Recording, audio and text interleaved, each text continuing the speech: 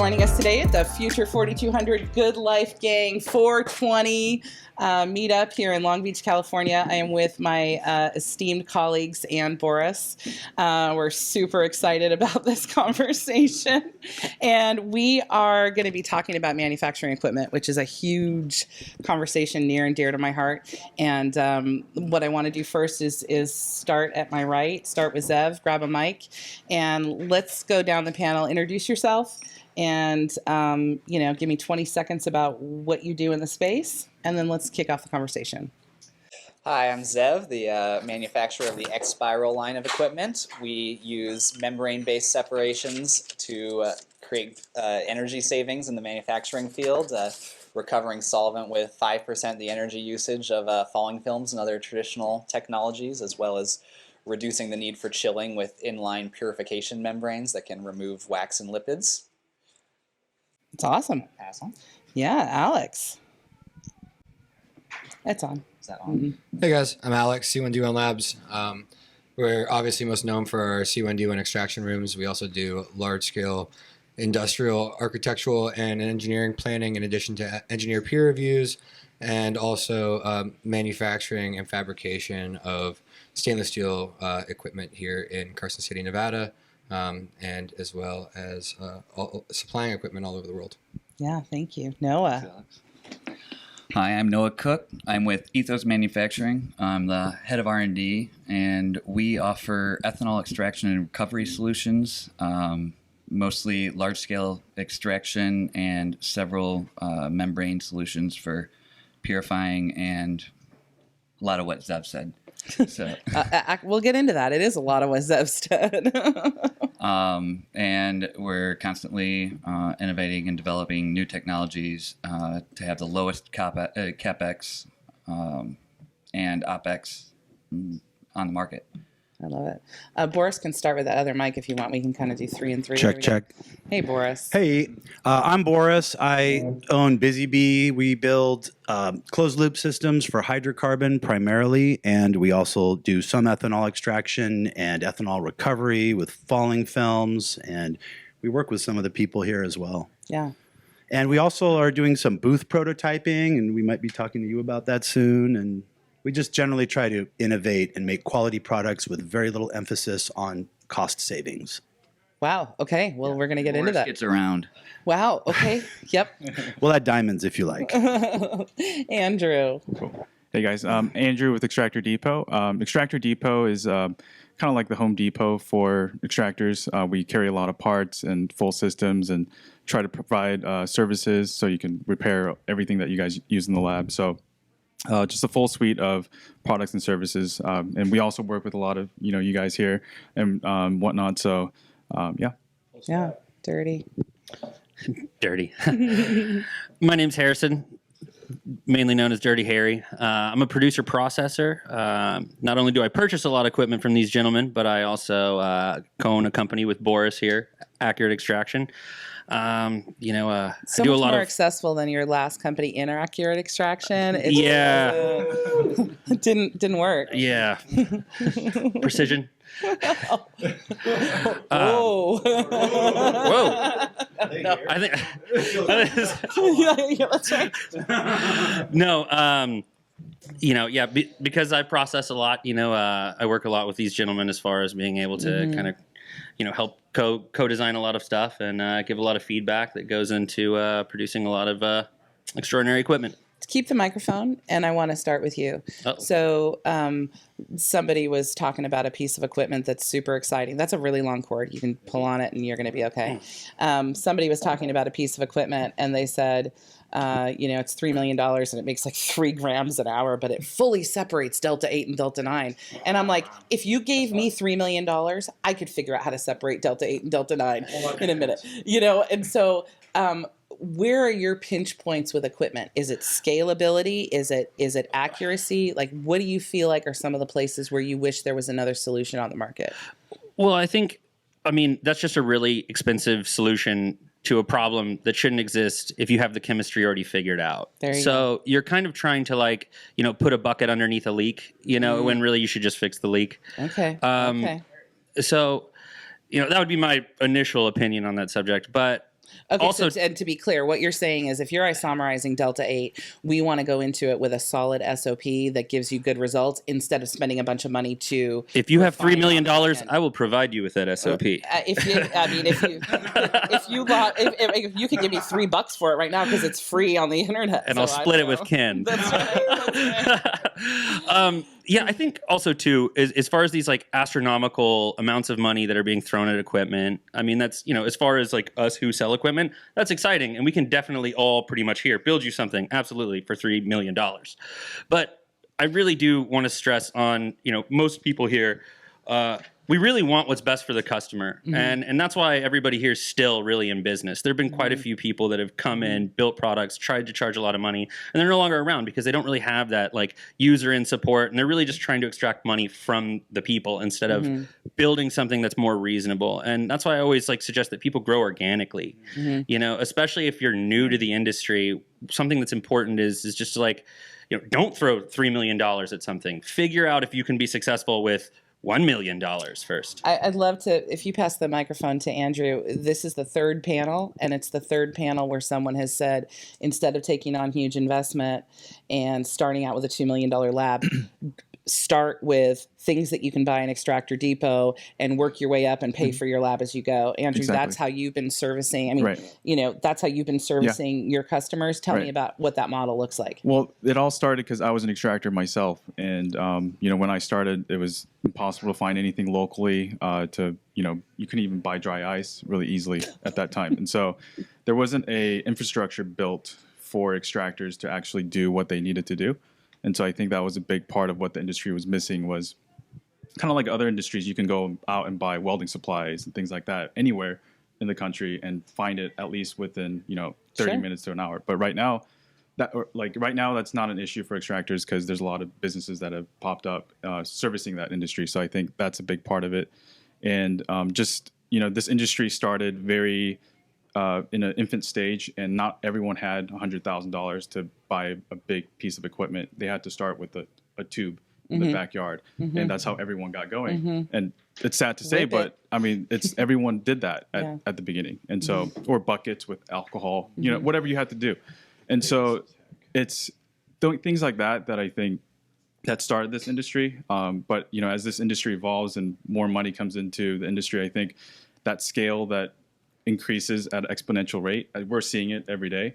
And I think, that's where you have to kind of time the size of the equipment with where the market is at and really be aware of exactly what are customers needing out there. They might not need a 10,000 pound system right now. They need something, 100 times smaller or whatnot. So I think that's a big part of it.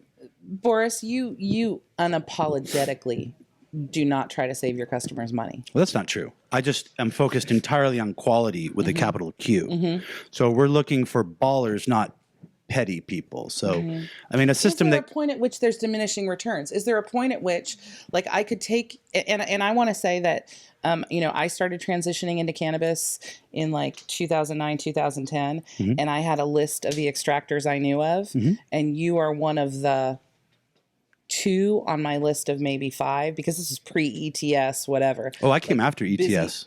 Well, they weren't even on my radar. Got it. Busy Bee was on my radar first. So recommending that equipment, and you've stood the test of time. I mean, how long has your business been?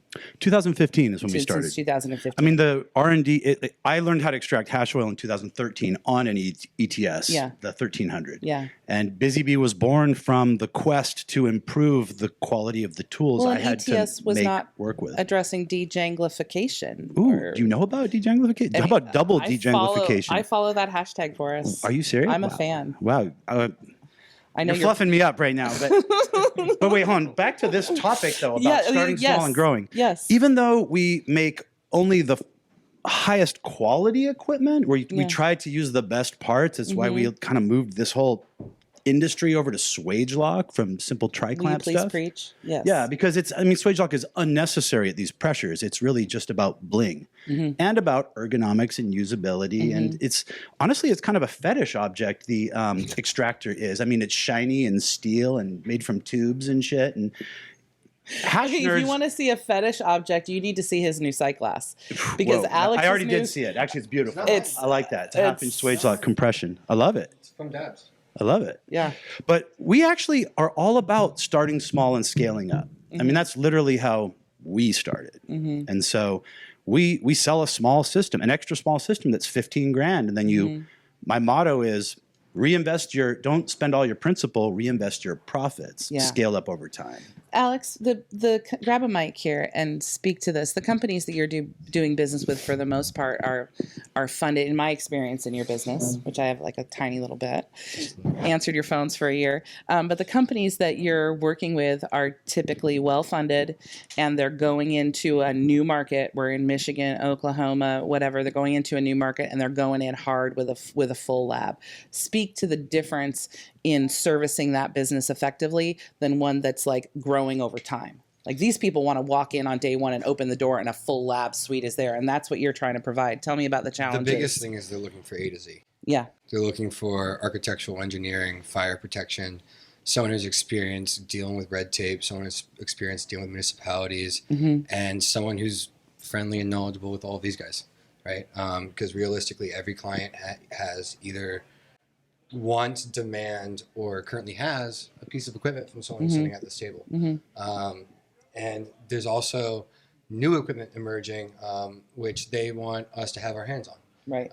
So knowing companies that are popping out new membrane pieces of equipment and falling film technology and new and affordable pricing, it's kind of the full package, right? We can give almost a third party, I want to say necessarily third party, because we do sell and fabricate and peer review some of our own equipment, but we are able to diversify enough to where we can successfully give consulting that's not all around our product, because we can still make money 15 different ways. We sell a booth. We're stoked if it's a Busy Bee product inside of it or not, or if it's our product or not. Sorry, let me rephrase that. If it's a Busy Bee product or one of something that I may have or whatever. If it's an ethanol piece of equipment, it doesn't necessarily have to be my equipment to make money. So by having that full diverse package, we're able to supply an A to Z that ultimately gets the client there without 15 people with 15 different opinions, with 15 different engineers who have no idea what they're doing. Definitely. And Noah, can you pass that to Noah for me, Alex? Noah, speak a little bit to when you introduced yourself. You said you're trying to reduce capital expenditures, reduce operating expenditures, bringing overhead down. I mean, you've been in the industry a long time. Tell me about the transition between when our customers were counting profits in dollars and when our customers are counting profits in fractions of cents. What that does to the manufacturing spend and how that changes it. Well, I came with a background in extraction and a co-owner of a large manufacturing facility in East LA, and we were hit very, very hard with VapeGate.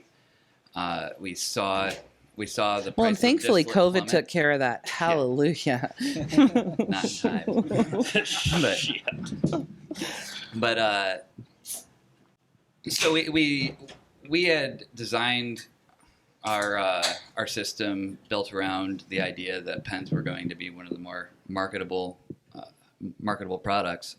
After VapeGate, that wasn't the case, and in LA, we saw that distillate, we have a safe full of it, and nobody wanted to buy it. So we really looked at the fact that we had built a large extraction line, and we had an offshoot among two of our two partners, me and Travis Turner, joined up with three other extremely intelligent individuals with backgrounds in finance, software, and environmental remediation.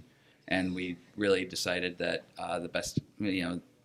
we were going to bring equipment that was affordable for folks like farmers. And our large-scale equipment is best fitted for hemp extraction.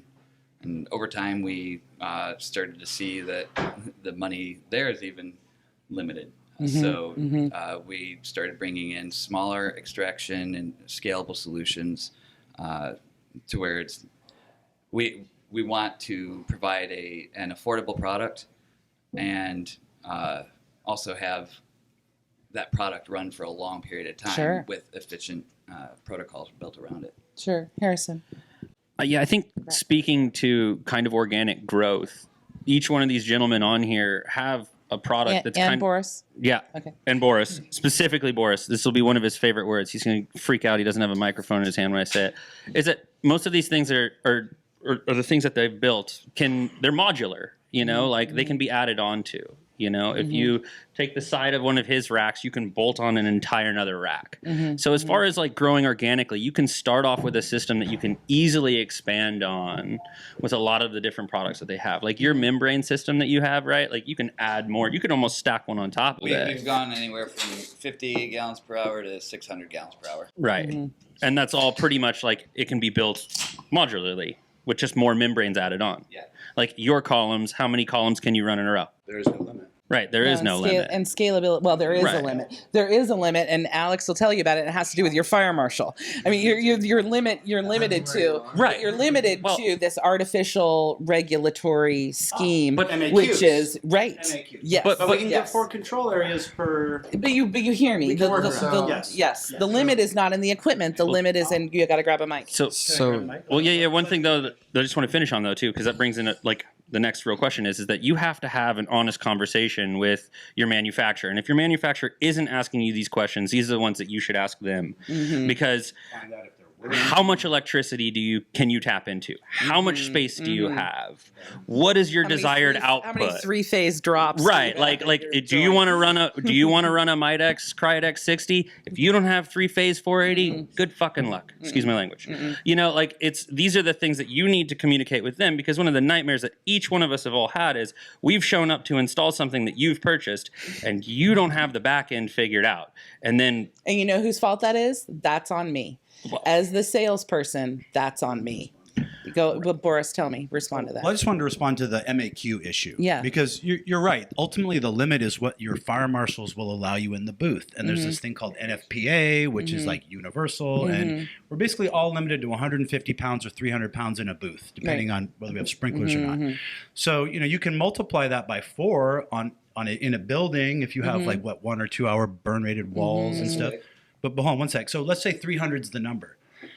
We have to design systems that can get you maximum productivity out of 300 pounds of butane. Yes. Now, how do we do that? It's called putting it in flight. It's like juggling. Yeah. How do I hold 5 balls in my hands? Well, I put 3 of them in the air and keep juggling them. So really, that's what the butane falling film innovation was all about, 2018, is taking the ethanol falling films that we had built, adapting them to butane, so that we can literally do continuous inline recovery and rip solvent off of live resin as fast as we can run it through material columns. Now the question is, how many times can we run that 300-pound MAQ per hour? Can we do 2 full runs an hour? That's badass. Yeah. 1.5? Yeah, Alex, speak to that, and then let's hear what Zev has to say. No, and everyone is up to speed on MAQs. I think we've all had enough experience with clients in our own facilities to be well aware of these codes now. And obviously, dealing with experience is how you get that success. But C1D1 Labs patented a 1-hour fire rated booth, and we defined it as a control area within our engineer peer review. So that we can lay down more than one of these rooms next to each other without having to build any walls in between. This means that the actual panels of the room are 1-hour fire rated, defining them as a control area, separating the solvents, and the door is obviously fire rated itself as well. The dampers and so forth through the ducting, and this gives you the ability to have up to 1,200 pounds of butane. And I know that Boris, Extractor Depot. Okay, that's 1,200 pounds of butane. But to be clear, I need 4 busy bees, because that can't just be at one extractor, because I'm in 4 rooms. I'm in 4 booths. You can have modularized anyway. If you're going that large, you would likely have a bulk feed tank. Outside. Oh, interesting. There's ways to do it. Another doubler on your MAQ, couldn't it? You could get up to 600. Well, you can manifold it so the butane system's in use, what's inside the system. Limits it to 300 in the room. In use and in storage. right. So it has Because you got to top off. It has to be X amount of feet from the building. Got it. Do I need this? Yeah, do. probably. It has to be X amount of feet away from the build, like for holding tanks and stuff. I built one in Adelanto. It's a nightmare, but you can definitely pull it off. And in a lot of places, like for instance, Long Beach, this is the other thing too. Okay, this is fun. We didn't talk about this beforehand, and this is to anybody in the room or to anybody who's here. The fire marshal in Long Beach is named Vince. Vince. Okay, everybody knows, and we love him. We do. love him. God bless you, Vince. Anoint all of our projects. We lay incense at your altar. But it's like we know these fire marshals on a first name basis. Zev, talk to me about this conversation. I know you've had a couple things to say. Jump in here. The conversation about whether saving cost is like the most important Tell thing. me. When I used to rock the Bucket Tech ethanol extraction myself for a couple of years, and I was also in a lab that was 400 square feet during that whole time. And beyond even saving costs, there was actually a time when if we wanted to buy a piece of equipment, the biggest question was, is there physical space in the lab to get it? And if I wanted to get something as simple as a rotovap, I had to Tetris everything in the whole lab and completely reorganize it to make space for that. When I was starting my company, there weren't really any small membrane skids that were under $100,000 on the market or would fit through a regular door. So I made sure when I was developing mine that I could fit it no matter how tight the space was, even if I was back in my old lab. Now I think you do have one that can fit through a regular door, and I've got some larger ones now too, so it's not as distinctive. But So just I kept that close at heart. well, and we're getting comments on the forum. It's awesome. For the first time, we're live streaming to the Future 4200 forum. So we're getting comments. Questions from the audience. Okay. I wish I'd have thought about that and segued by saying we're getting chats from the audience, Boris. It's like you and I share one brain. So people are over here. I know. Think about it. People are over here talking about GMP, and here's what I want to say about GMP. Be honest. Ask them what it means. And Thank you, the Boris. meaning of the Raise your acronym hand. isn't good enough. You need to have a mic. I want you by a show of hands. Yep. I want you to tell me how many truly CGMP labs you have physically been in. Has anybody been in one? Let me replace that with another question. When people ask me, I'm asking the question, so don't replace it yet. For cannabis, a cannabis GMP lab. No. Compliant. You've been in compliant, but it's not a GMP lab. You know why there's not? Because what does it mean? Is my until first there's a question. data logger, I've never had. until there's a data logger batch tracking everything about your extractor, the equipment doesn't exist. I'm telling you from coming from a pharma background. We have that data logging. You can do data logging, but it has to be Chapter 6 FDA, Chapter 16 FR, whatever. I can't even say the chapter anymore. There are so many levels to it. So people are saying on the chat, because people on the Future Forum know everything, why don't all you idiots just build a GMP lab and go by those standards? Can I ask them a question? The same question I ask every single client who ever asks me, is your stuff GMP? I say, could you tell me what GMP means? And you know what they say? No, they all say good manufacturing practice. I say, great. You know what the freaking 3 letters mean? Can you tell me, can you send me the spec of what you need? And nobody knows. So specifically, it has to do with a lot of the SOPs and the guys QA and SOPs and tracking and all this shit. There's normally a consultant that's hired. They have to hire a consultant to create the SOPs, logging procedures, equipment specifications, and etc. And they are the ones that ultimately do the pre-auditing and so forth, and make sure that you're compliant, right? And these are the guys that are putting it together as a compliant facility, preparing for those federal audits. Right. So while there may not be federal audits happening to most of these facilities, what they're doing is they're trying to get to a level where when the federal audit comes in, they can go, look, I hired the Weinberg Group in DC who deals with pharmaceutical companies every single day, and here's their recent audit that says our equipment is up to spec, our SOPs are up to spec, here are our data logging. Well, and here's something that's going to affect people, is that a huge part of GMP is CIP protocol, clean in place protocol, and visual verification of things that are cleaned. And I don't know how to do that with a lot of this equipment. Well, Harrison. and specifically being able to run all these systems on scale with that is really where you have that nightmare. Like we all here could design you something that would probably fit underneath that area, but it would be very difficult to take you on such a large scale production, especially if you're looking at for that federal blessing that you're going after, and that's why you're trying to do that. That means that you want to feed nationwide to be able to do something like that. That means that you want to be able to do something huge like that. Ultimately, all this stuff is going to process down to the exact same, in my opinion, the exact same way that you would process any other any other plant material that's being processed. that gets sold nationwide. Like, Sure. Have you ever walked in one of those? Sure. It does not look GMP. Well, and here's the answer, guys. The answer, and it's multifold. People are saying, well, what about Canada? Well, what about Canada? What about Canada? I mean, you've got you've got vertically integrated, 5 vertically integrated companies that are crushing the market. But what I want to say to them is that, okay, thank you. Well, they're going to be exporting to the EU. No, they're going to be exporting to the EU, and it's going to go well for them. So part of what I want to say on here to answer the question is there is no GMP equipment. There are GMP facilities that Good include equipment that's practices. built to a specification that have processes, training, quality systems. It's GMP. It's not GME. I actually have worked out of a lab that actually did get a third-party GMP certification recently for remediation only. And you're quite correct that it's like 99% of the work is paperwork and tracking and analysis. Yes. And to be honest, it's been hard enough for me to even convince anybody they should have an HPLC, let alone any kind of like microbiological or clean in place verification. Because if you're making statin medication, pharmaceutical medication, a cost of doing that business is participating in the GMP model. That is not a cost of business yet in cannabis. Is it smart to be aware? Is it smart to be planning? But I would argue that imposing that level of restriction on an already over-regulated business is going to put you out of business. That's what I would say. That's what 100%. Oh my gosh, they don't all have microphones, but they all agreed with me. Let it be known. Let it be known. Harrison, grab a mic. I think that's super accurate, and one of the things that just shows that that's accurate is just look at how prolific the black market is. I mean, if you're already having to, fight up against a system that is so. The black market is successful because of the amount of regulation that they already put on all of us, specifically producer processors.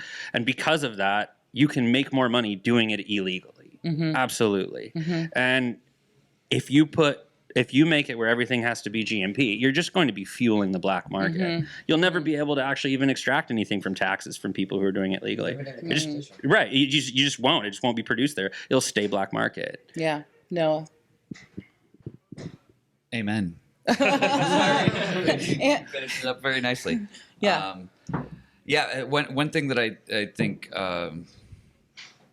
that people never thought that we like to think about is cannabinoids and what their value is.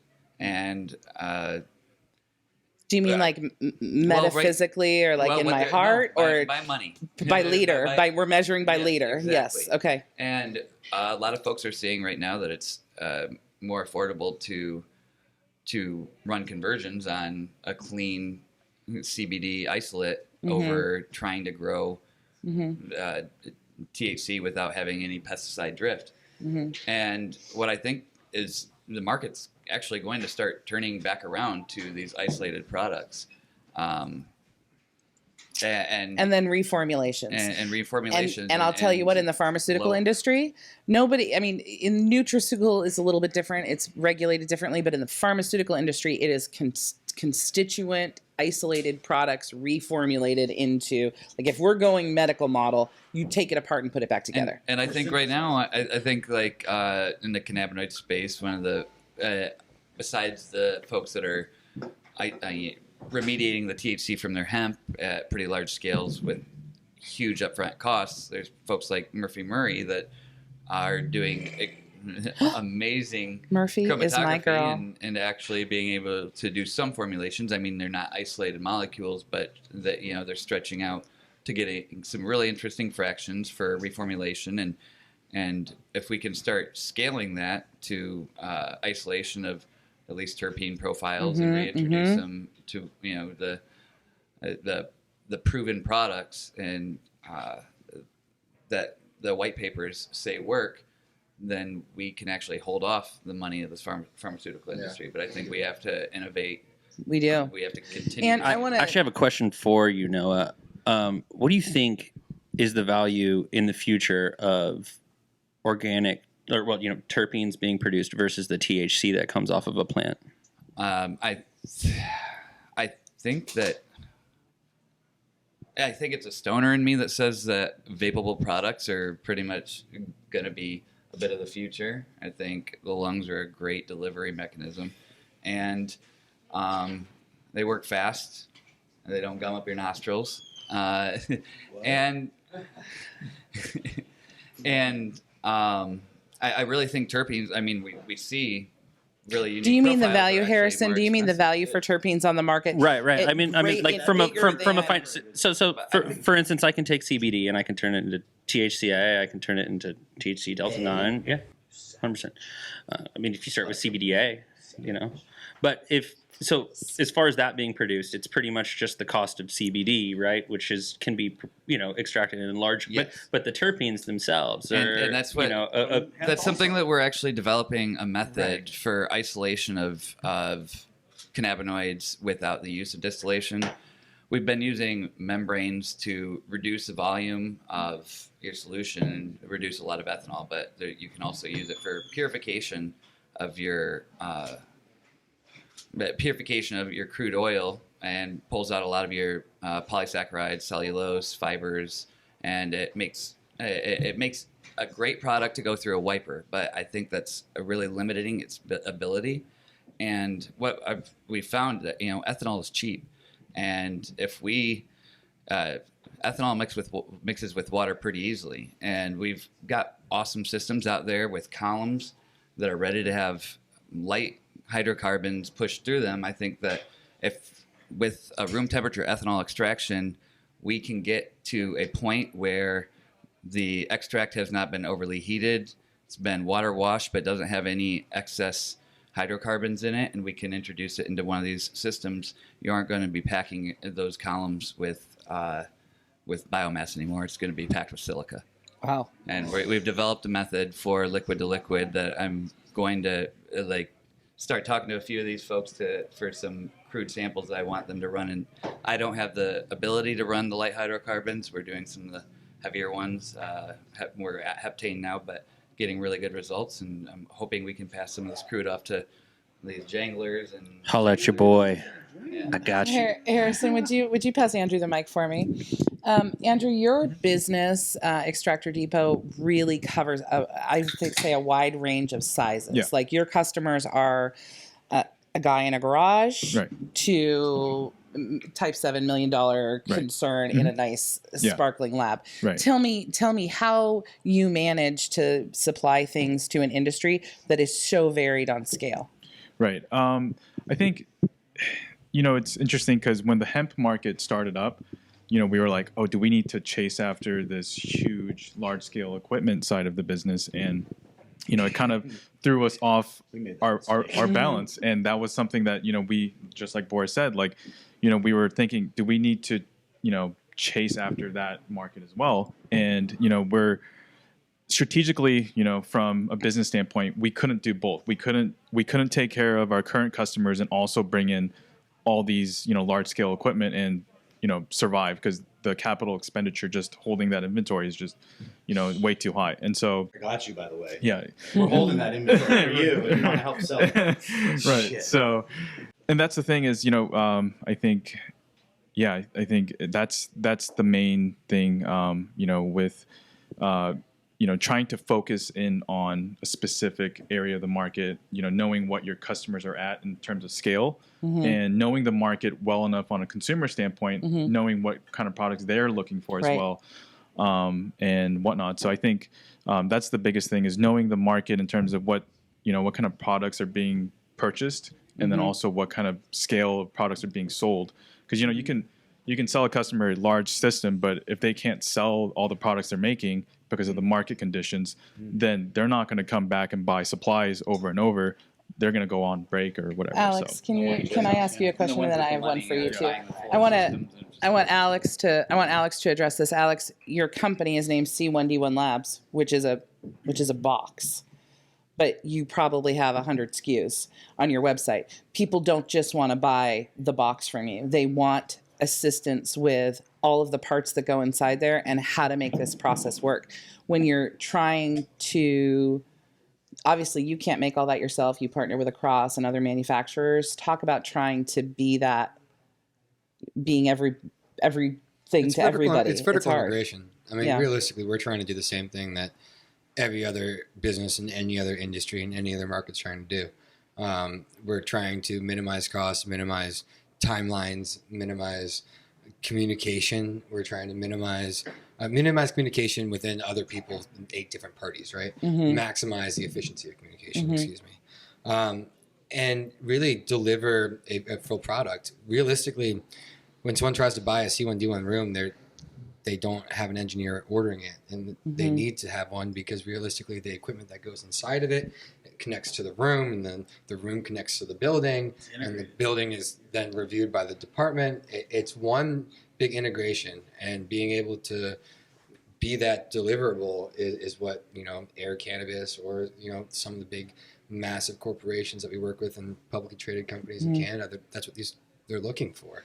Tell me, could you let Zev go? Zev, All right. you have a couple of thoughts, but I also want to hear about the challenges of innovating equipment. I mean, there's a number of different people who could ask this here, but you need just building that, getting the parts, buying the thing, knowing what to get. Tell me about some of the work you're doing there. It wasn't an easy process, that's for sure.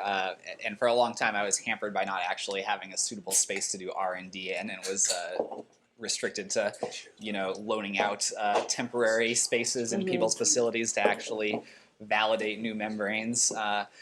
The biggest challenge really is people are always just asking for unique cases. They want customized equipment, or they want to run a different solvent system than you've ever run before. I'm really happy now that I have a permanent demo facility where people can send me their own product, get it tested with the actual membranes I offer, and I can send them back the product post-processing, and they can see what it looks like before making a decision. Sure.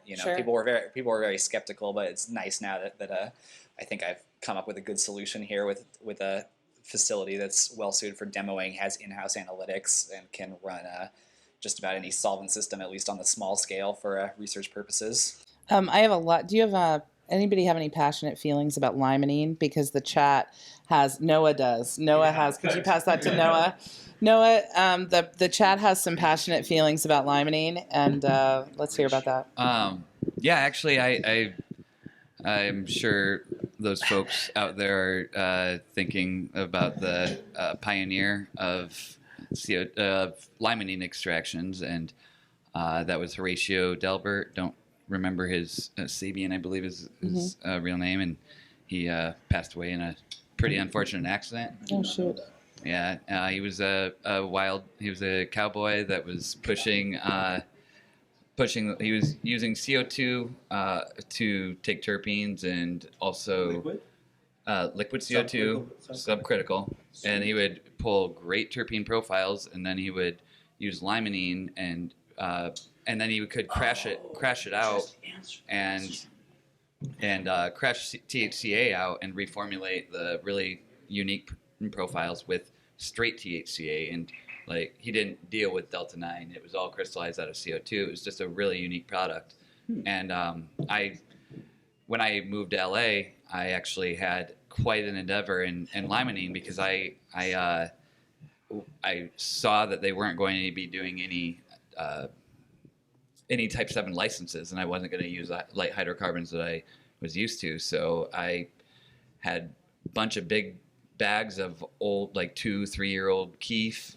It runs from the hills of Humboldt, and started extracting in limonene and running it through silica as a silica plug, not doing full chromatography, and cleaning it up, and then recovering it in a 20-liter rotovape. But you have to azeotropically recover it, which can get really interesting. It'll have some wild explosions of if you don't have the right ratio temperatures but you have to add distilled water to pull off the limonene as an azeotrope. So if you're not reducing the amount of, if you leave ethanol in the solution and you mix the limonene, you could potentially There's make a lot carbone. to it.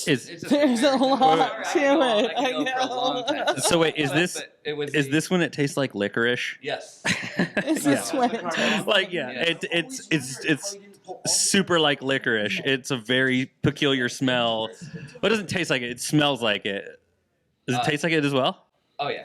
It tastes like it. it's not pleasant. So, but I mean, I didn't do. I made products that were.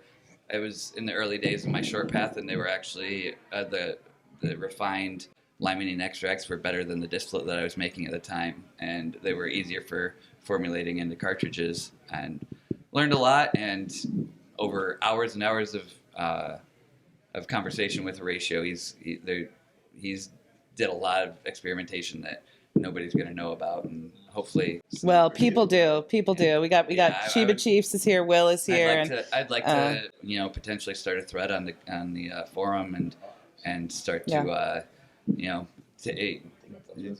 get some of those messages out of Instagram, which they're not easy to translate over, but. I think that'd be a good project for some of the gang. Since you have the microphone, I'm gonna let you go first. Last, I want to kind of wrap it up. It's important to me that people know how to get a hold of you. They know you guys are Good Life Gang affiliates. Dustin selected you for this panel for a reason.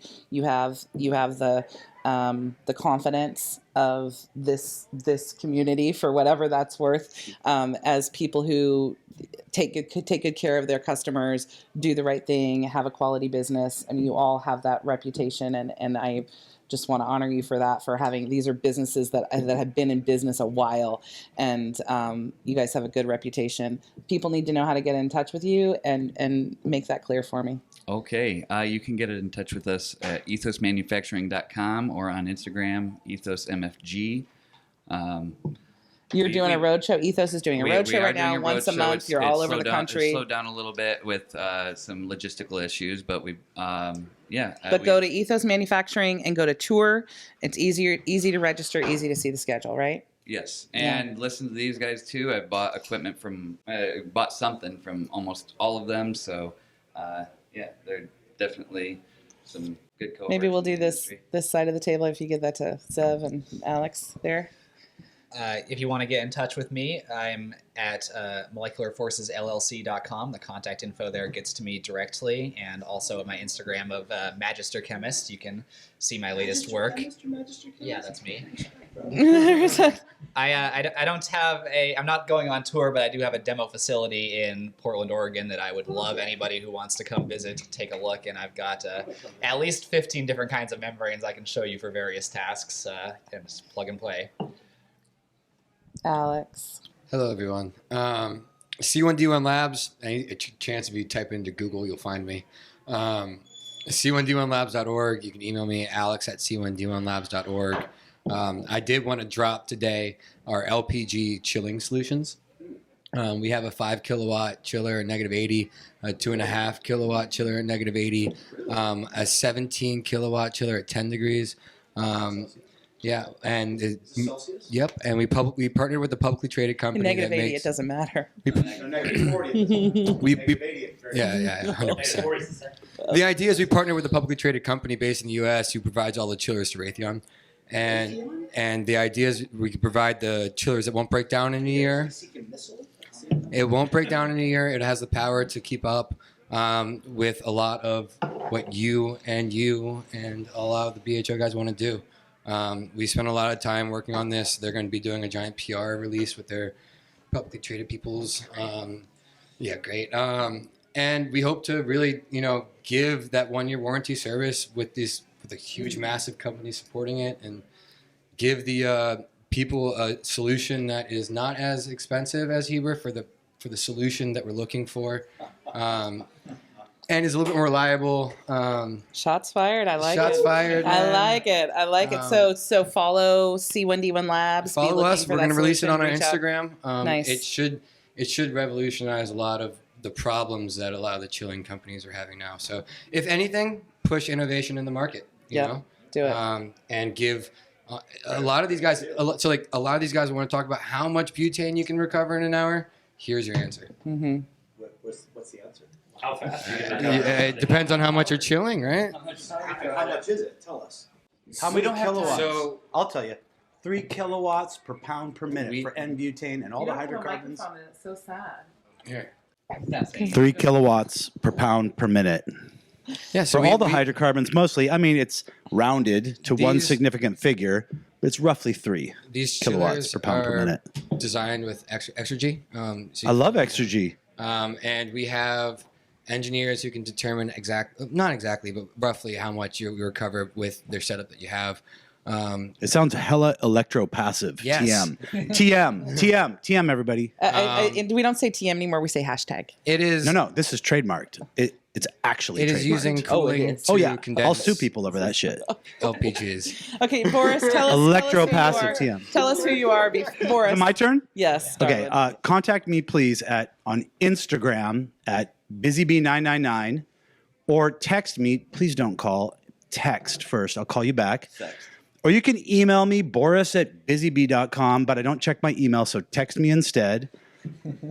And my text message is on my Instagram bio, so really there's no excuse. Just go to freaking Instagram, busybee999, and you can text me, Calvin, or Kyle, or our website, www.busybee.com, BIZZYBEE.com. I love it. Thank Andrew, you. how do we follow up with you? How do we follow Extractor Depot? How do we sign up for classes? Yep. You can find us at extractordepot.com. Yeah, definitely. And you can find us at Extractor Depot on Instagram. And, you can email me at andrew@extractordepot.com or reach me at 909-835-5636. You can text or call anytime. I love it. Harrison, wrap us up. Finishing where we started. You can reach me at Dirty Harry on Instagram, DURTYHARRIE. And that's because apparently that name was pretty sought after. So I had to change it up quite a bit. But I answer a lot of questions on there. I like to help people. I like to watch this industry grow. So, if you have any if you have any questions that you guys want to run by, got a great think tank behind me. I've been in it for a while, so hit me in the DMs. Thanks. I wanna thank you all for being here. I've been watching the chat, and you guys are so highly thought of. I mean, almost everybody on here has been a customer of one of yours. You've helped them on the forum. You've made them laugh by your ridiculous comments. But I mean, you guys are the real shit. You guys are the real shit, and having you here, this group right here is just power team, and I'm honored to be a part of it. I wish you nothing but huge success in your businesses and your personal life, and I am rooting for you. And if I could ever be of service, I would absolutely do it. So thank you so much for being here. Good Life Gang event. This is it. We're calling it.